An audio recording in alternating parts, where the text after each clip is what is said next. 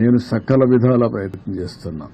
ఎట్టి పరిస్థితుల్లో లాస్ట్ మైల్కి ఇవ్వాలనేది నా యొక్క ప్రగాఢమైనటువంటి ఆకాంక్ష. ఎట్టి పరిస్థితులు చేయాలనే దృఢ సంకల్పం. కానీ ఎన్ని చేసినా చేయలేకపోతే ఈ రోజు నేను చూస్తే ఒకసారి చాలా బాధేస్తుంది.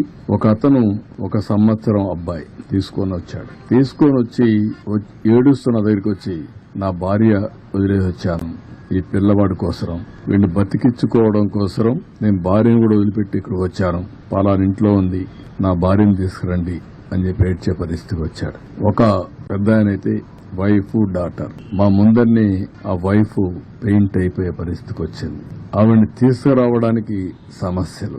ముసలివాళ్లు నడవలేరు, బాగా వర్షపు నీళ్లు తడిచిపోయారు. తడిచిపోయిన తర్వాత బట్టలు కూడా లేవు, రోడ్డు మీద కూర్చునే పరిస్థితికి వచ్చారు. అవన్నీ చూసినప్పుడు ఎంత నిస్సహాయ స్థితిలో ఉన్నాం, ఎంత బాధాకరమైన పరిస్థితిలో ఉన్నాం అనే బాధ కలుగుతుంది. నేను సకల విధాల ప్రయత్నం చేస్తున్నా.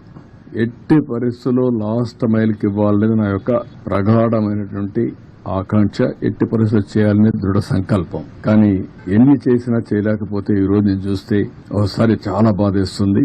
ఒక అతను 1 సంవత్సరం అబ్బాయి తీసుకొని వచ్చి ఏడుస్తున్న దగ్గరికి వచ్చి, నా భార్య వదిలేసి వచ్చాను ఈ పిల్లవాడి కోసరం, వీడిని బతికించుకోవడం కోసరం నేను భార్యను కూడా వదిలిపెట్టి ఇక్కడికి వచ్చాను, పలానా ఇంట్లో ఉంది, నా భార్యను తీసుకురండి అని చెప్పి ఏడ్చే పరిస్థితికి వచ్చాడు. ఒక పెద్ద ఆయనైతే వైఫ్ డాటర్ మా ముందరిని ఆ వైఫ్ పెయింట్ అయిపోయే పరిస్థితికి వచ్చింది. ఆవిడ్ని తీసుకురావడానికి సమస్యలు. ముసలివాళ్లు నడవలేరు, బాగా వర్షపు నీళ్లు తడిచిపోయారు. తడిచిపోయిన తర్వాత బట్టలు కూడా లేవు, రోడ్డు మీద కూర్చునే పరిస్థితికి వచ్చారు. అవన్నీ చూసినప్పుడు ఎంత నిస్సహాయ స్థితిలో ఉన్నాం, ఎంత బాధాకరమైన పరిస్థితిలో ఉన్నాం అనే బాధ కలుగుతుంది.